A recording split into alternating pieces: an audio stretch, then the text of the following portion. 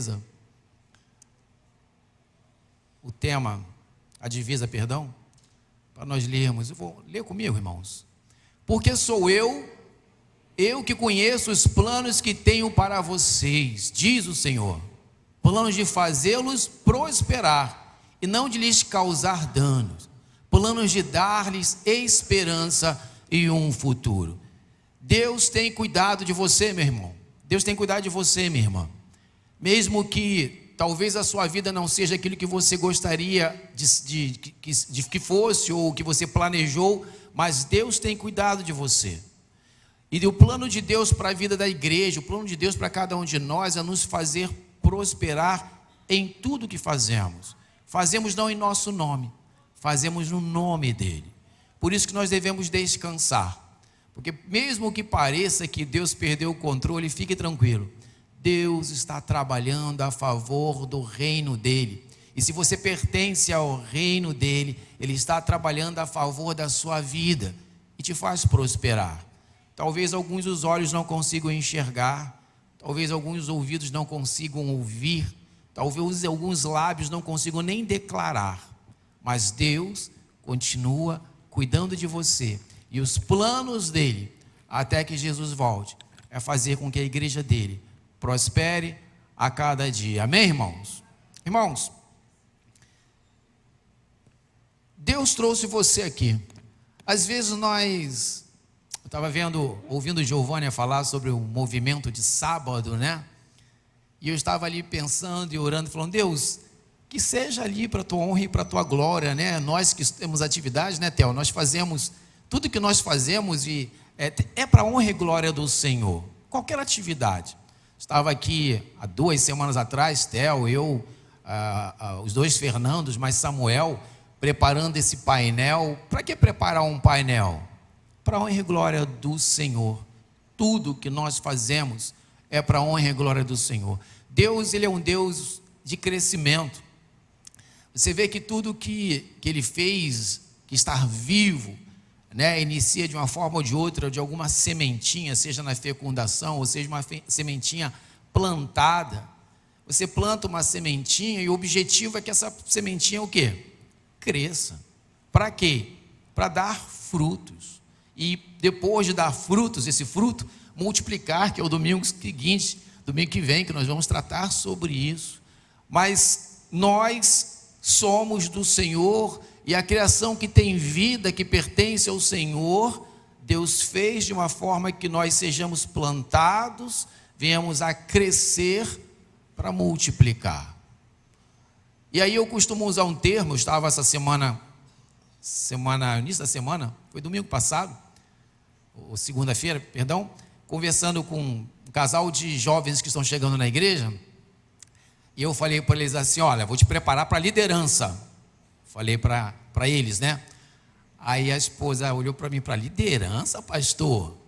Assim, né? Assustado. Sim, todo crente deve estar sendo preparado para liderar, porque Deus exige de nós que nós cresçamos em medida, estatura, conhecimento, santidade, e que a sua vocação, hoje, melhor que ontem, não é isso? Mas pior que amanhã. Por quê? Porque amanhã estarei melhor que hoje. Crescimento, isso faz parte da nossa fé. E eu queria falar essa noite com os irmãos sobre isso. Eu vou iniciar com o texto eu esqueci de mandar para a comunicação, me perdoa, Hugo. Ezequiel 22:30. Não vou usar muitos textos hoje não, fiquem tranquilos. Ezequiel 22:30 é um chamamento de Deus, é uma mão pesada de Deus. Ao ler Ezequiel, que dureza é da parte de Deus para com o seu povo. Vamos ler juntos.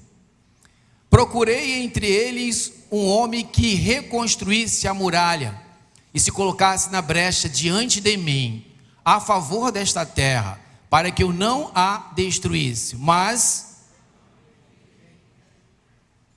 o dramático desse texto do livro de Ezequiel é que Deus não está tratando com os filisteus, com os amorreus, com os povos que não pertenciam a ele. Em Ezequiel, a profecia que vem ali, uma profecia muito dura, está tratando com o povo de Deus, com aqueles que herdaram a promessa de Deus, aqueles que chegaram em Canaã, que os seus antepassados, desde José do Egito, que ali é escolhido para levar sua família ali para o Egito, e Deus escolhe o Egito para proteger aquela família e crescer, fazer crescer aquela família em número. E após um tempo, Deus levanta Moisés para libertar este povo hebreu da escravidão. E esse povo fica peregrinando 40 anos no deserto, e Deus ali, aqueles que foram fiéis, as famílias que foram fiéis, chegam a Canaã, terra prometida, onde mana leite e mel.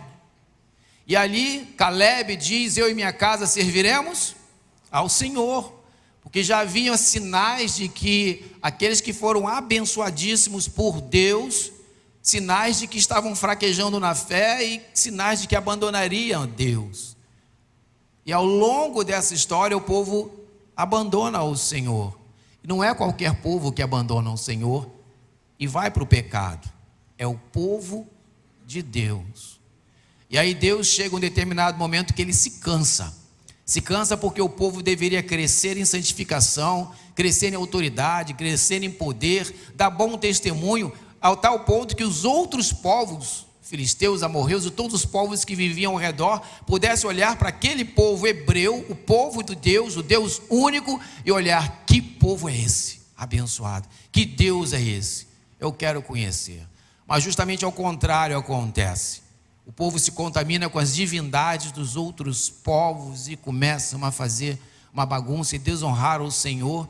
E aí Deus vai com seus olhos para o povo, como ele faz todos os dias, nos dias de hoje, procurando alguém que pudesse representá-lo nessa terra, e não acha. Sabe, irmãos, Deus, ele, ao longo da história da humanidade, Deus sempre levantou líderes, homens comuns, nem religiosos muitas vezes, para cumprir os planos dele. Deus gosta de formar líderes, levantar líderes para cumprir os projetos dele. Quando nós lembramos do mundo secular, se podemos separar assim, você vai lembrar de Gandhi. Gandhi foi o libertador da Índia.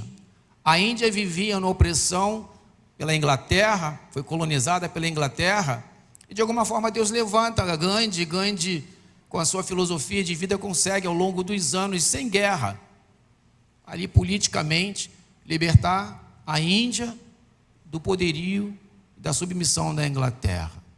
Quando você vai lembrando um pouquinho mais da história, você vai lembrar de Martin Luther King, na América do Norte, que viveu sua vida lutando contra o racismo, tão cruel, até nos dias de hoje. Viveu e morreu lutando. Foram líderes neste mundo que Deus levantou.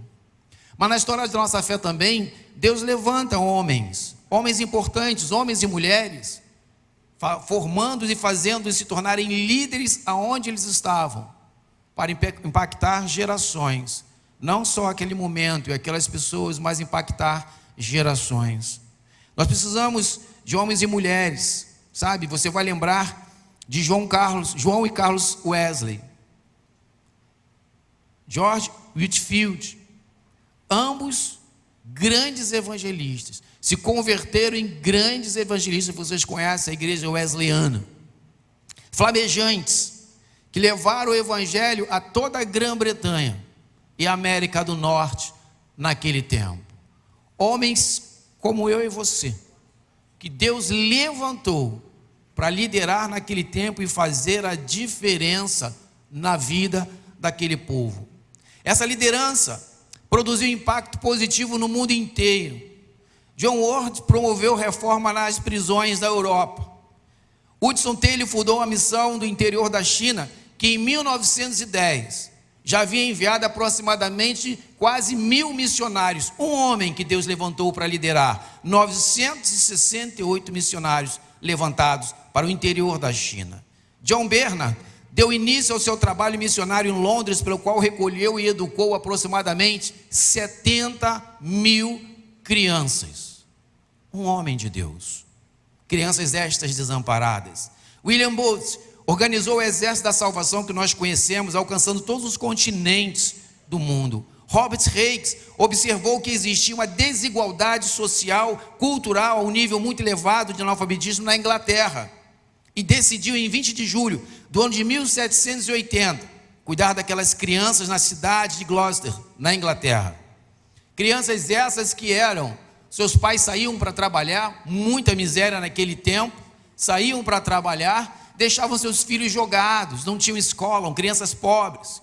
E aí Robert Hicks, ele decide alfabetizar estas crianças, cuidar destas crianças.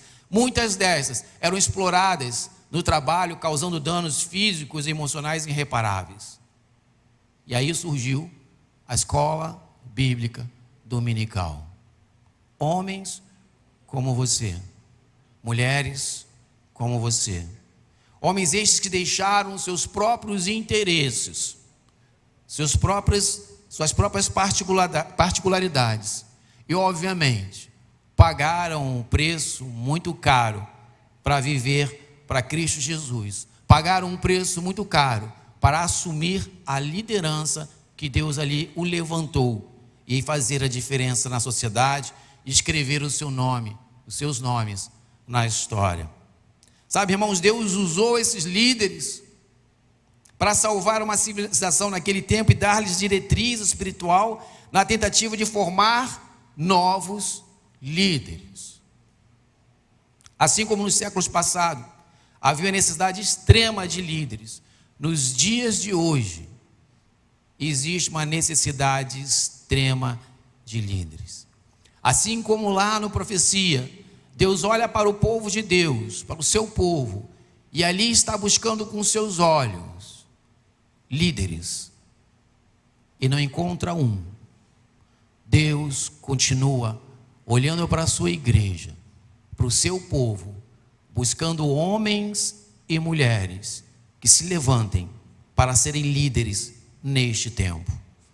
O nosso mundo está em mudança e precisamos sim cada vez mais de liderança. A olhar aqui, cada um de nós que estamos aqui, lavados, remidos pelo sangue de Jesus, nós temos que nos levantar neste tempo para nos tornarmos representantes do reino de Deus nesta terra, líderes aonde estivermos. Líderes talvez como Esther. Esther é uma hebreia, escrava, e ali Mardoqueu, usado por Deus, assumiu a sua liderança na sua casa e leva a sua sobrinha ao palácio. Liderança. E lá dentro do palácio, Deus usa Esther para colocar a sua vida em risco de morte, para evitar que o povo de Deus fosse perseguido e morto. Rainha Esther. Noé, grande líder. Que isso, pastor? Noé não liderou ninguém, liderou.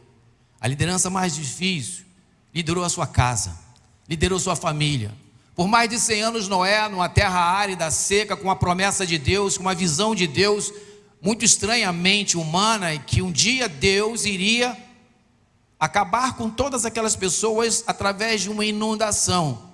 E Noé recebe de Deus esta informação, e Noé imediatamente passa para os seus filhos, para sua esposa, e através de sua liderança na sua casa, ele convence sua esposa dessa loucura para a mente humana, o que o apóstolo Paulo fala, e ele começa a liderar sua esposa, seus filhos, netos, bisnetos, com uma missão: construir um grande barco.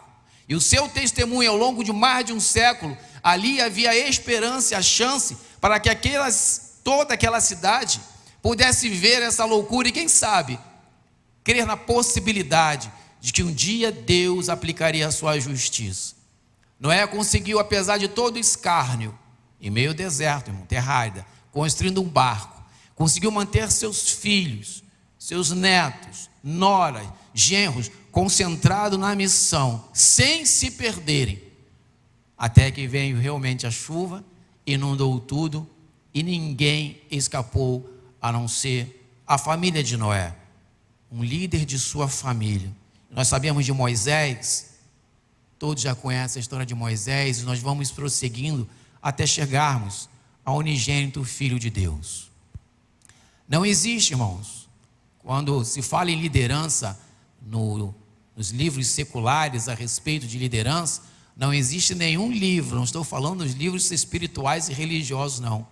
Nas literaturas seculares a respeito de liderança, a metodologia de Jesus é imbatível, é incomparável e é copiada até os dias de hoje. O maior líder de todos os tempos, o nosso Senhor e Salvador.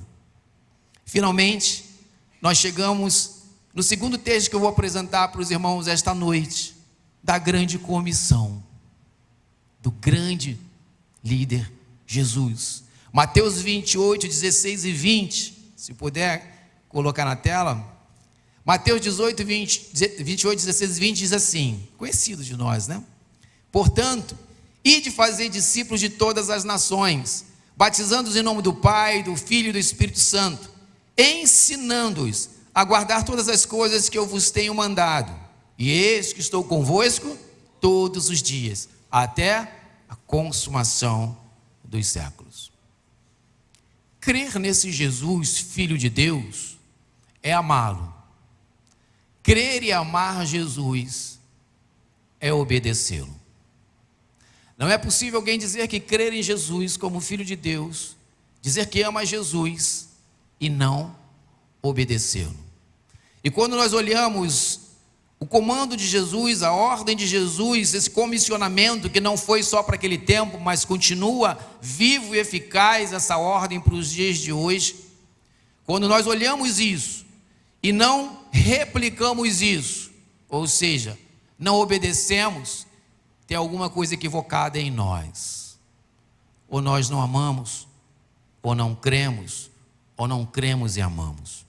O que é interessante aqui, irmãos, é que esse comissionamento não foi feito da noite para o dia. Aqui é a culminância da liderança de Jesus durante 3 anos naquele que ele está comissionando. Foram extremos e longos 3 anos de muito treinamento. Foram longos 3 anos de muito discipulado. Foram 3 anos de bom testemunho. Foram 3 anos de ensinamentos teológicos e práticos para que Jesus pudesse forjar o coração destes discípulos que estavam sendo enviados após morte e ressurreição de Jesus e entregá-los à missão, confiando a estes, presta atenção, o que é crescimento, confiando a estes, homens que eram homens simples como nós, confiando a eles a liderança da igreja de Cristo, porque Jesus ascende aos céus, ele deixa o Espírito Santo com os discípulos, conosco, dá ordem para que seja cumprida. Crescimento da noiva de Cristo se inicia nesse comissionamento, se inicia nessa forja de 3 anos de Cristo Jesus, de convivência diária com esses discípulos. O coração dos discípulos, irmãos, foram forjados por Jesus durante 3 anos, os fazendo crescer. E é interessante que esse crescimento teológico, esses 3 anos de enxergando Jesus com milagres e mais milagres, com tudo que Jesus ensinou, apenas o estar próximo não foi o suficiente, porque quando Jesus é crucificado, os discípulos se dispersam, porque eles não tinham compreensão. Foi necessário o próprio Jesus ressurreto visitar um a um. Portanto, não é só o conhecimento que vai fazer de mim ou de você um grande líder, representante do reino de Deus. Precisa da visitação do Espírito Santo de Deus em nossos corações. Após essa visitação de Jesus aos seus discípulos, o coração deles se inflamam e vem o Pentecostes, e aí começa o crescimento da igreja, até os dias de hoje. Nós não temos outro caminho, irmãos, a não sermos imitadores de Jesus. por mais que nós tenhamos as nossas preocupações, por mais que nós tenhamos as nossas demandas, nós precisamos entender que todos os dias eu preciso crescer espiritualmente. Eu preciso amadurecer espiritualmente. Eu preciso crescer intelectualmente. Eu preciso crescer teologicamente buscando a palavra do Senhor. Eu preciso crescer moralmente. Eu preciso crescer espiritualmente, nos tornando maduros, deixando de ser meninos, infantis na fé, para confiar, para que Jesus possa confiar a mim e a sua igreja a missão. Deus continua olhando para você, para a igreja, procurando aquele que esteja disposto a cumprir a missão. Eu queria tratar 3 pontos rápidos sobre como é que eu, cristão, posso formar líderes, ou como eu vou me formar um líder. Primeiro, quero relembrar o que já falei. Todo cristão, todo salvo e lavado pelo sangue de Jesus é um líder. Você, no ato salvífico, se tornou um líder, um representante do reino de Deus, o embaixador do rei, uma mensageira do rei. Significa que não tem como fugir desta liderança. Todo cristão é um líder em potencial. A primeira liderança que você ou eu, que nós exercemos, é a liderança do eu. A Bíblia não fala sobre domínio próprio? Domínio próprio é a liderança do eu. É quando eu me submeto à perfeita, agradável e boa vontade de Deus e permito que o Espírito Santo de Deus trabalhe na minha vida por inteiro. Não uma parte, mas por inteiro. E eu começo a perceber, e o Espírito Santo começa a trabalhar na minha vida, falando os nãos para mim. Não faça, não fale, não vá, não pense, porque estas coisas vão te afastar da missão. E você começa a resistir o mal que está dentro de si, e ele fugirá de vós. Domínio próprio. A primeira liderança do cristão é o domínio próprio, é liderar a si mesmo. Aquilo que eu quero falar eu não falo, apóstolo Paulo. Aquilo que eu quero fazer eu não faço. Se eu ir eu não vou pecar. Se eu não desejo perdoar eu perdoo. É o domínio próprio, agindo para o reino de Deus. Submissão total a Jesus, o nosso Cristo, focado na missão. Mas eu preciso entender que a salvação em Cristo Jesus me faz sim um missionário dele, um embaixador, uma mensageira. Não vivo mais eu, mas Cristo vive em mim. O que Cristo já me deu na cruz do Calvário, que é a salvação e a vida eterna, já é o suficiente, que as demais coisas vos serão acrescentadas. Não vou viver mais preocupado com o dia de amanhã. O meu foco é cumprir a missão, porque Deus está olhando para a sua igreja, como olhou na profecia de Ezequiel, procurando você na brecha, no muro, para impedir que os inimigos dele tomem conta. Por isso que o líder constrói líderes, e o primeiro líder é o líder de si mesmo, quando entende que precisa de domínio próprio, através da unção, através da oração, através da santificação, através da busca, através da palavra. Domínio próprio. Segundo, todo líder cristão, ou todo cristão que é líder, a segunda liderança é a sua casa. A sua casa é a segunda mais importante liderança que você deve exercer. O homem, ele é o sacerdote do lar. Não tem como fugir disso. O homem lidera. É o homem que prega. É o homem que chama. É o homem que entrega a palavra. É o homem que direciona. Mas pastor, meu marido não é crente. Você, esposa, se torna a mulher sábia que edifica o lar. Você se torna a coluna. Mas pastor, meus pais não são cristãos. Você, filho, que seus pais ainda não são cristãos, você assume a liderança da sua casa, no poder do nome de Jesus, e começa a interceder, e começa a buscar ao Senhor, e começa a dar bom testemunho da tua fé. Começa a liderar a si mesmo, dando bom testemunho, colocando a palavra na hora certa, sendo obediente como filho, chamando a atenção de seus pais para como você está se comportando a partir de Cristo Jesus. Você intercede de alguma forma.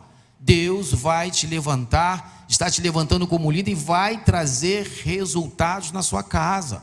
É promessa de Deus. Eu e minha casa serviremos ao Senhor.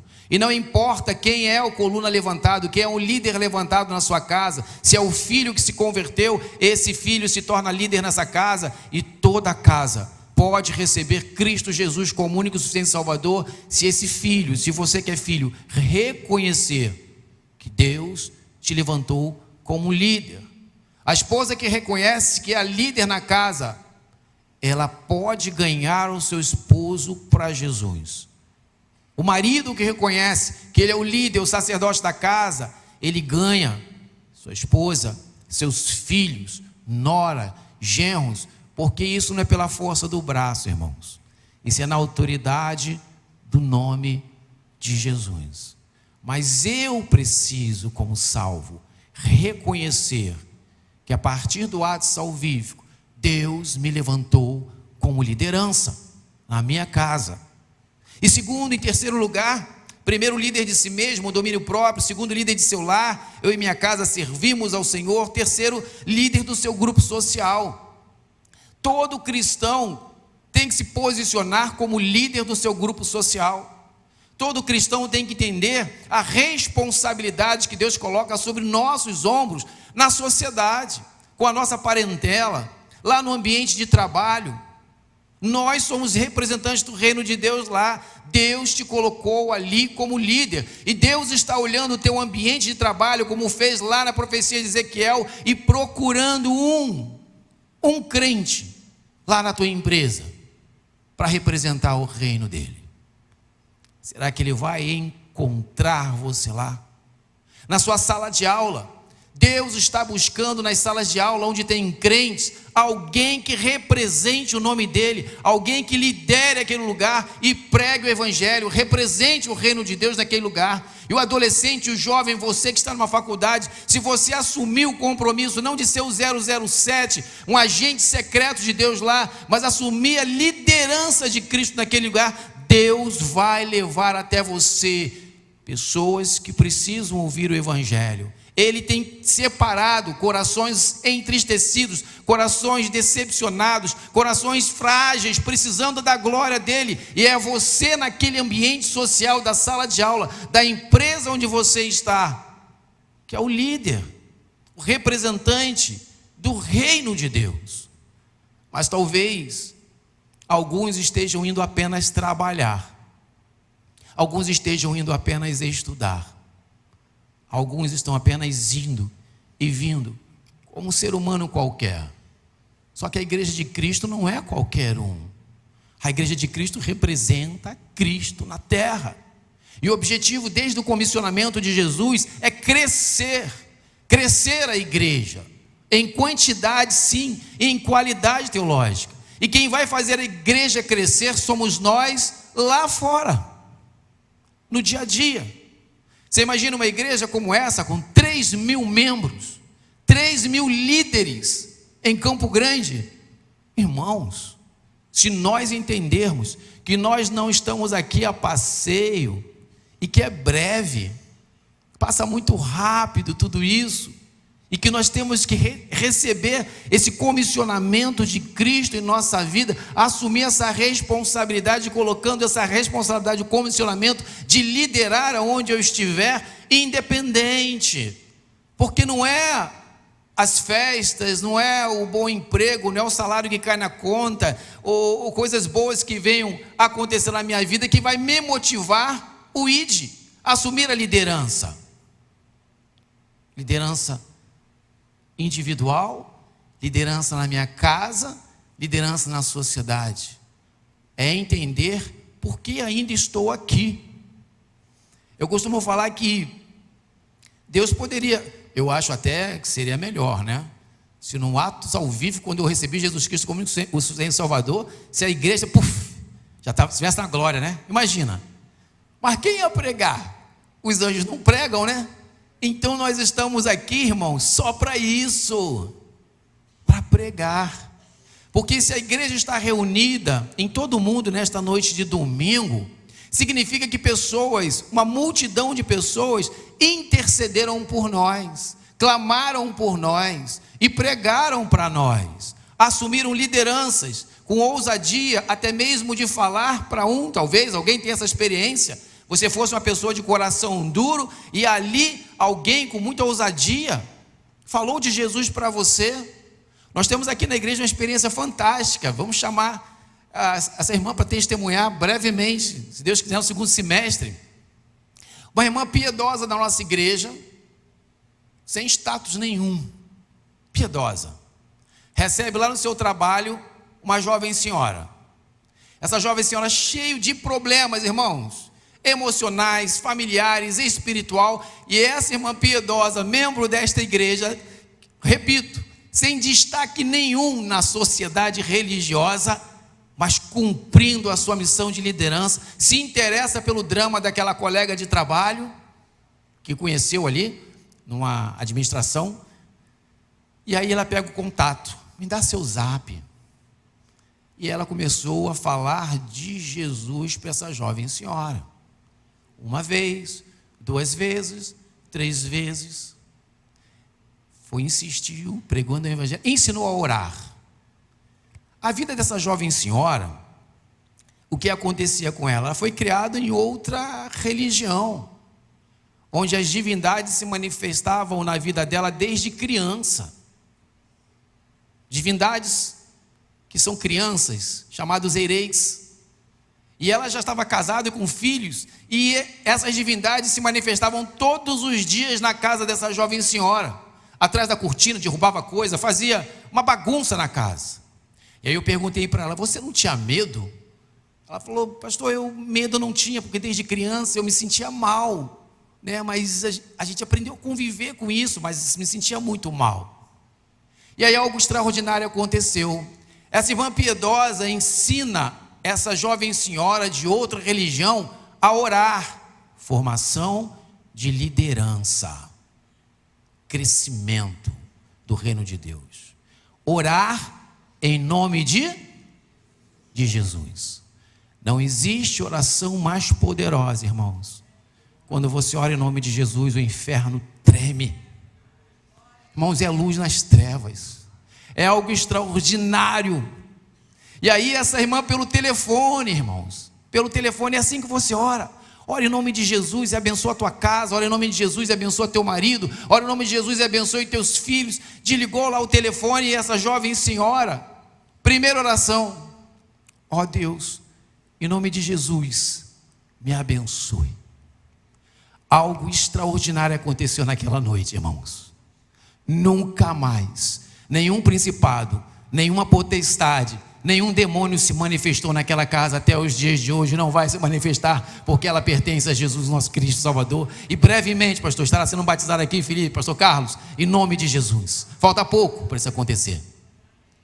Alguém piedoso, no ambiente de trabalho, assumiu a sua posição de liderança, líder do povo de Deus, representante do reino de Deus, embaixadora, mensageira do rei Jesus.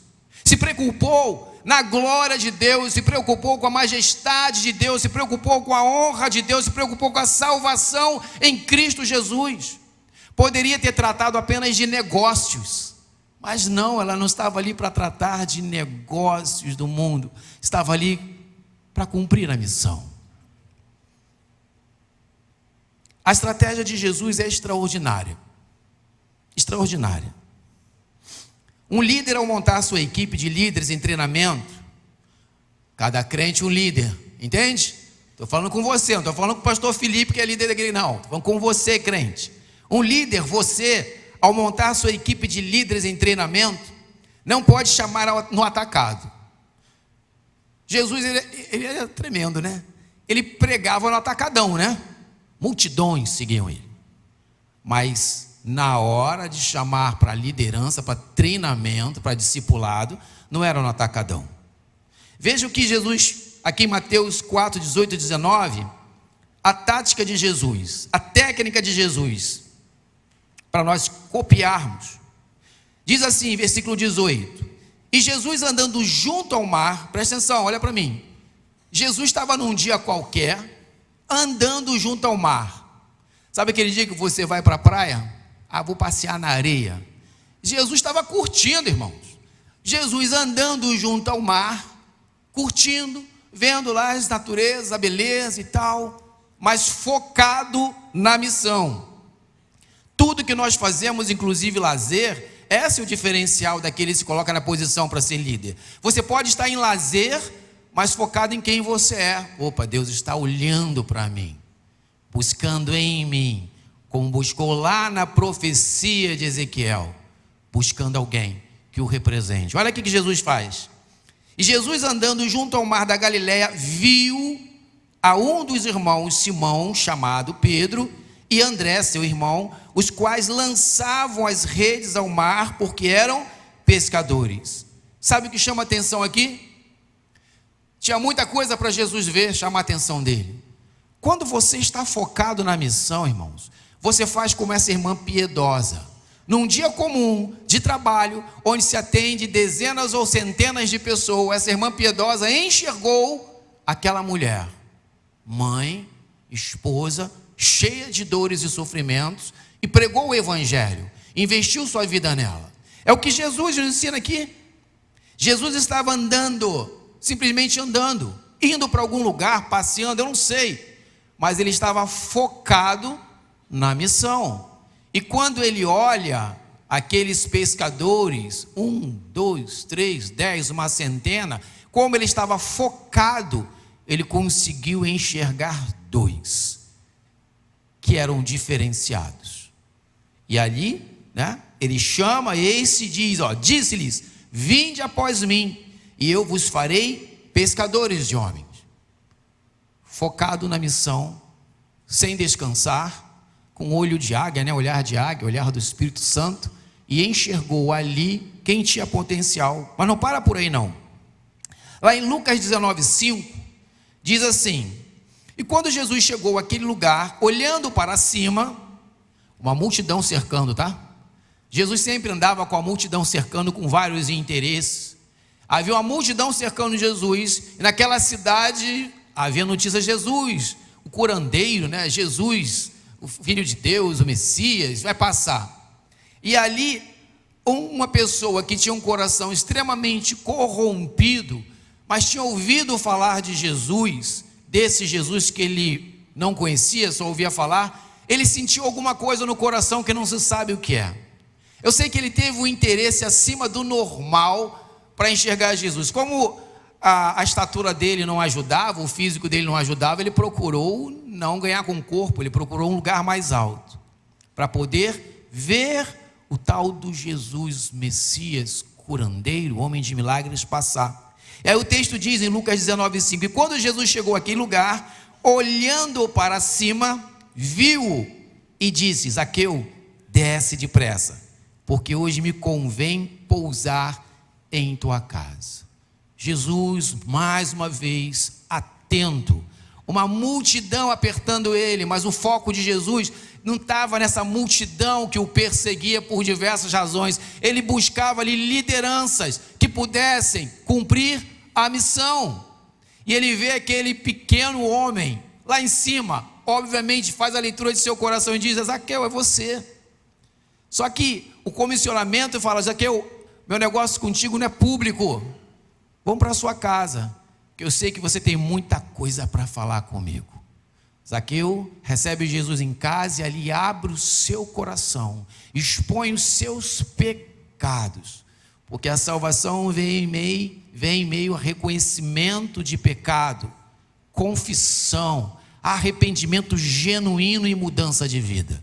E ali Zaqueu, o corrupto, que a cidade detestava ele diz: Jesus, eu sei que fraudei, e se fraudei, aqueles que vierem até mim eu vou restituir vida nova, mudança de vida completa, um novo líder surgindo ali naquela cidade. O cobrador de imposto corrupto agora se torna alguém com a sua mesma profissão, talvez, mas honesto, digno, representante do reino de Deus ali. O que importa aqui é que Jesus o tempo todo estava focado na missão, em formar lideranças, e é assim que eu e você devemos viver. Um chamado personalizado para áreas específicas. Uns fariam parte da diretoria, os 12, outros não. Nem todos dá para ser os 12, né? Aqui na igreja nós dividimos em ministério. Ministérios são 12 na diretoria, mas tem uma centena trabalhando. Às vezes 2 centenas trabalhando. Então Jesus, ele separou exatamente aqueles que iam fazer parte dos 12, mas também aquela multidão ao longo de seu ministério de 3 anos, que iriam também sair para cumprir a missão. Crescimento qualitativo. Você tem que andar, nós temos que andar com a visão espiritual, percebendo quem está do nosso lado, qual o potencial dessa pessoa. Esse tem potencial para servir ao Senhor, e às vezes é de uma religião totalmente contrária à nossa, mas desejoso de Deus. E o preconceito muitas vezes nosso impede de nós relacionarmos com aquele que tem uma religião contrária à nossa, o avesso da nossa, e mal sabe que este que está na religião contrária à nossa fé, cultuando principados e potestades, na verdade está procurando Deus, mas não encontrou, está no endereço errado, porque ninguém orientou onde é o endereço certo, porque vem de geração em geração, muitas vezes, de famílias, e ele desde criança, ou ela desde criança, só aprendeu isso, só conhece esse Deus. Quem é que vai orientar? Quem é que vai mostrar o caminho? Quem é que vai alertar? Não é esse caminho, o caminho é a verdade, a vida, é em Cristo Jesus. É você. Não é o pastor da igreja não, irmãos. E não é o culto de domingo não. E é por isso que nós estamos insistindo, irmãos, no pequenos grupos multiplicadores. Porque é lá no lar que este indivíduo vai visitar, dificilmente vai entrar aqui. E aí nós, muitas vezes, talvez alguns que estão aqui, não estão se atentando no tempo de Deus que está olhando para você, esperando de você uma atitude, o reconhecimento de que o tempo é esse, eu tenho que atuar no reino de Deus, é a minha casa que eu tenho que abrir, sim.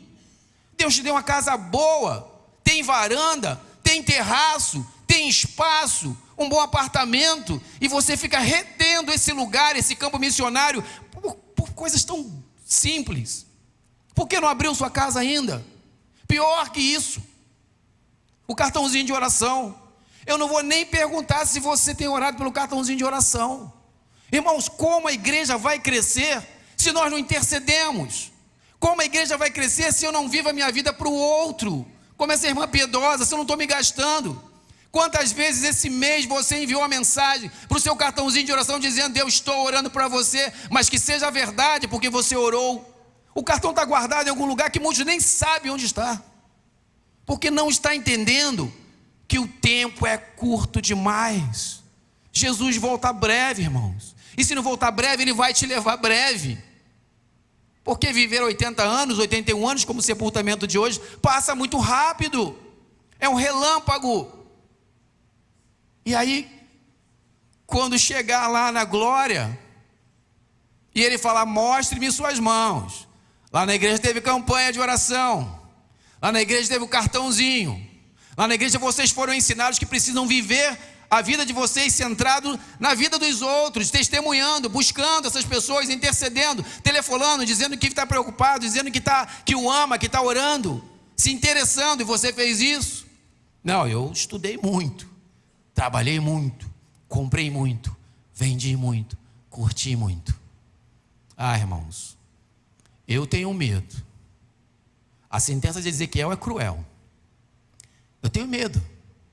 Será que todos que estão aqui em casa ouvirá: venha bendito do meu Pai? Ou será que um de nós, Deus vai falar, ou muitos de nós, apartai-vos de mim, maldito, porque eu não vos conheço?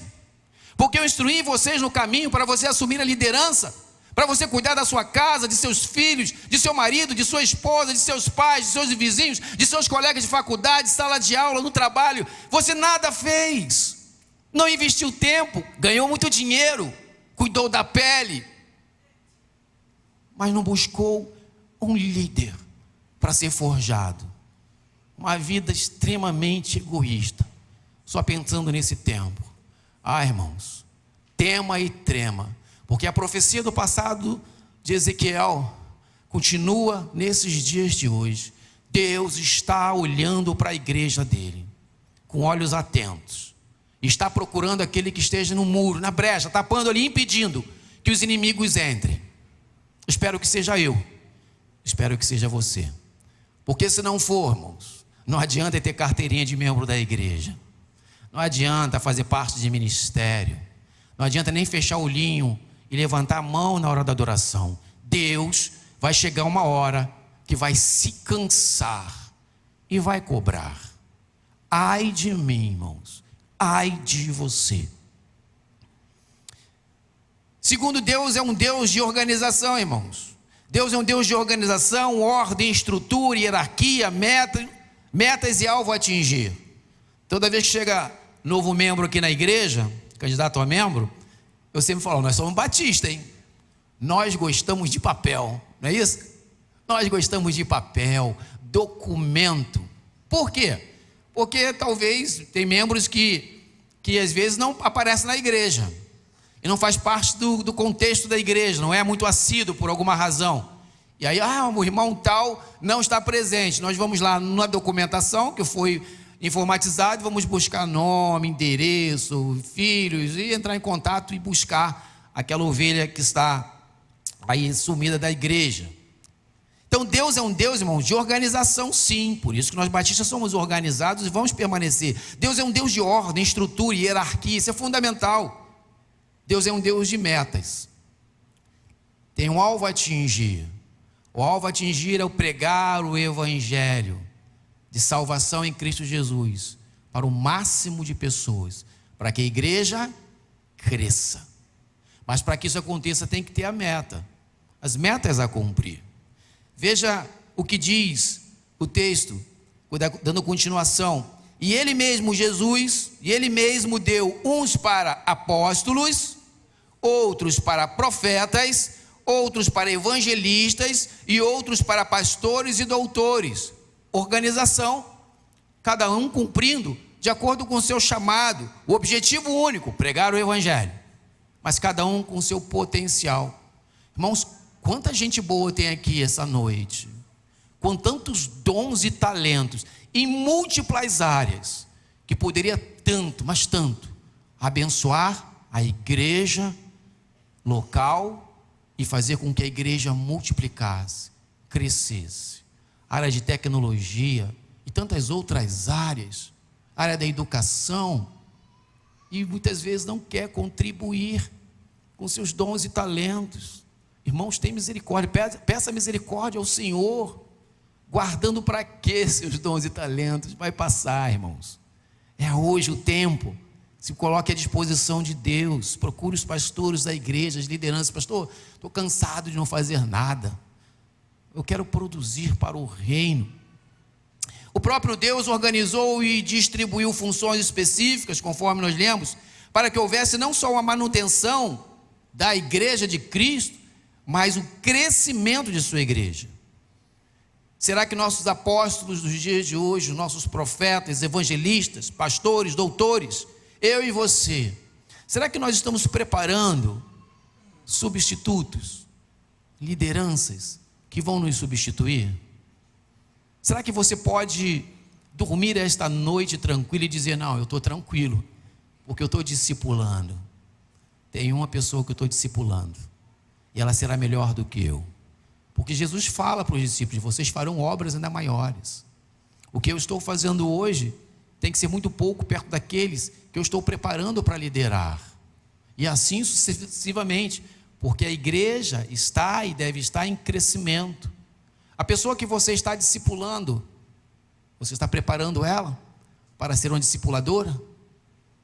E se você não está discipulando, isso não é desconfortável para você, não? Crente há 10 anos, 15 anos, 20 anos, 30 anos de evangelho, cheio de potencial.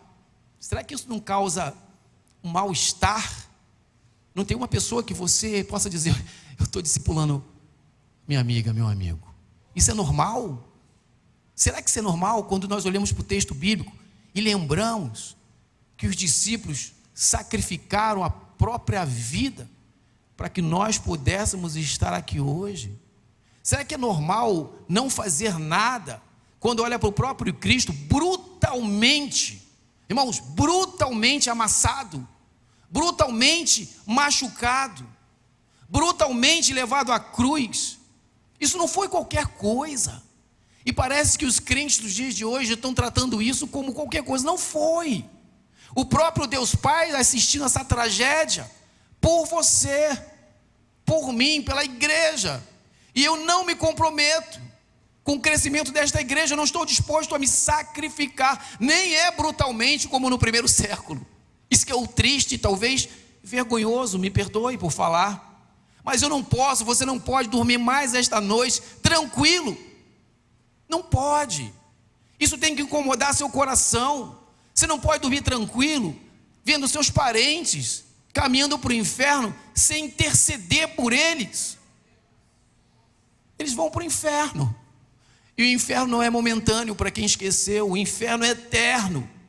E o fato de eu estar no bem bom, graças a Deus eu sou salvo. A minha casa é salva. Beleza, ótimo, maravilha.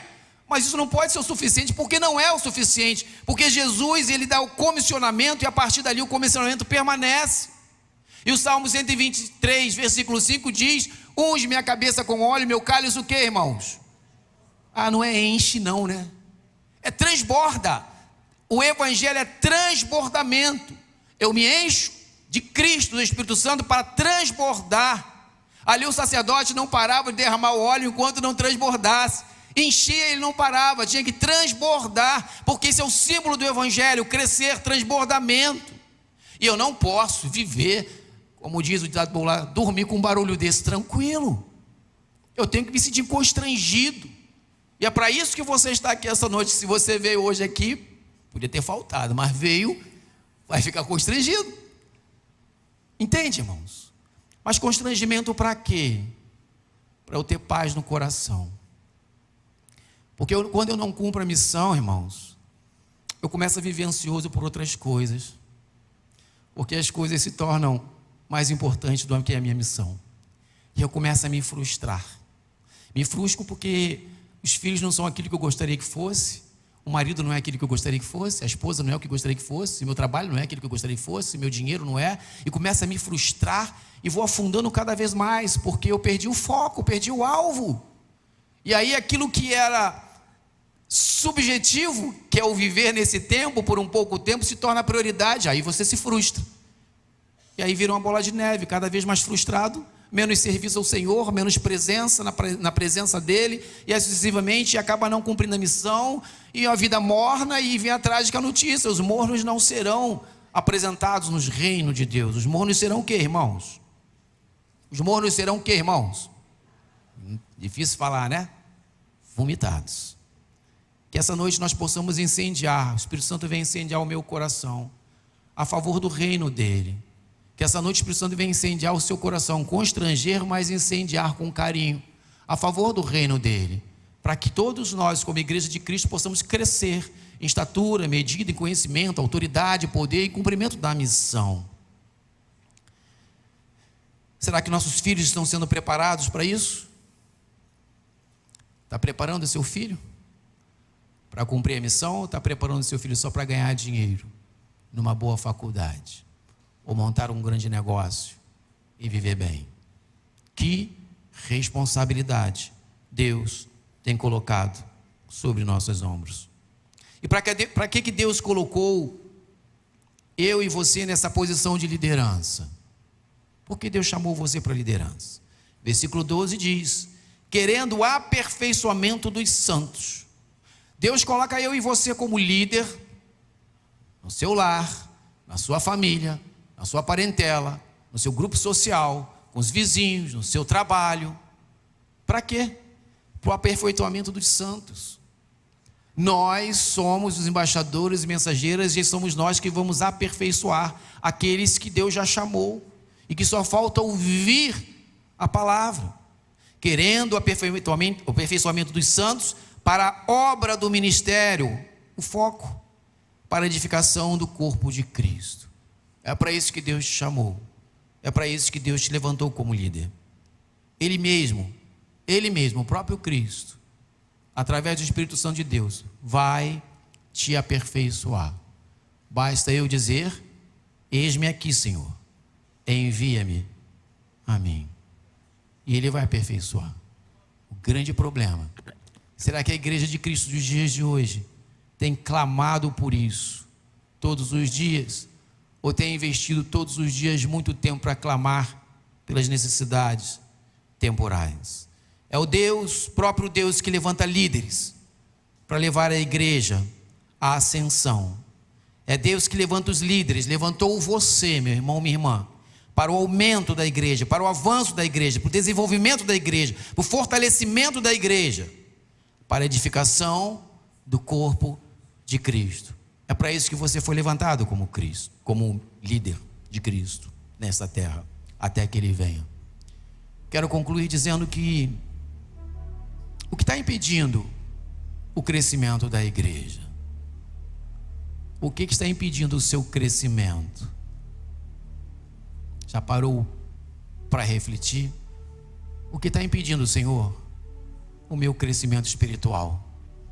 O que está impedindo eu de me preocupar mais com aqueles que estão perdidos e menos comigo?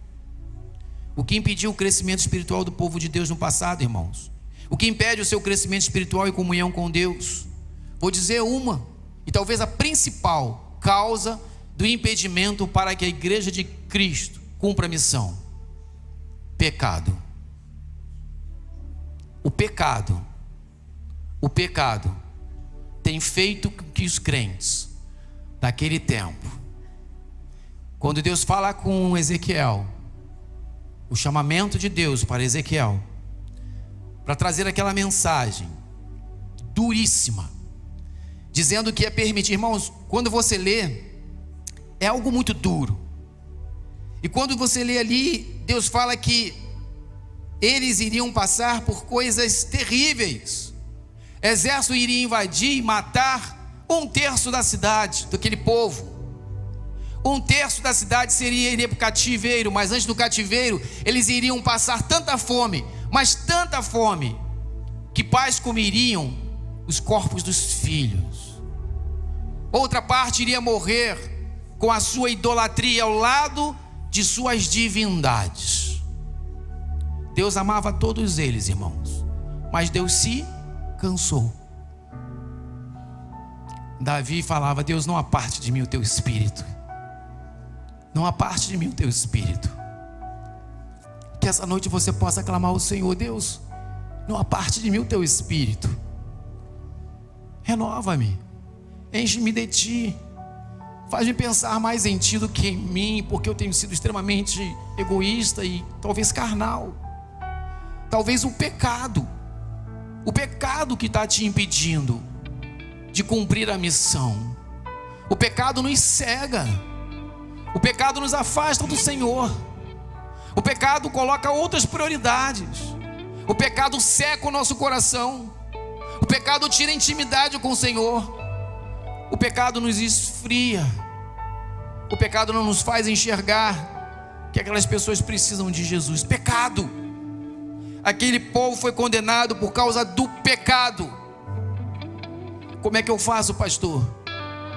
Como é que eu faço para começar do zero? Reconheça o seu pecado essa noite. Se arrependa. Se arrependa de estar sendo egoísta, narcisista, vivendo para si, sem pensar nas pessoas que estão ao seu redor, carentes de Jesus, carentes da salvação, caminhando para o inferno. Se arrependa, fala: Deus, eu me arrependo de ter passado esses 6 meses desse ano sem ter pregado o evangelho para pessoas que eu sei que precisam, estão tão preparadas para ouvir. Se arrependa, está em pecado, se consagre ao Senhor. Mas Deus é tão gracioso e misericordioso, tanto naquele tempo como nos dias de hoje, que Ele manda Ezequiel falar naquele tempo e nesse tempo para mim e para você. Lá no versículo 30, 18, versículo 30 diz assim: portanto, ó povo de Israel, eu julgarei a cada um de acordo com os seus caminhos. Palavra do soberano Senhor. arrependam-se. Desviem-se de todos os seus males, para que o pecado não cause queda a vocês. Versículo 31. Livrem-se de todos os males que vocês cometeram e busquem um coração novo e um espírito novo. Irmãos, olha que maravilha. Porque deveriam morrer, ó povo de Israel.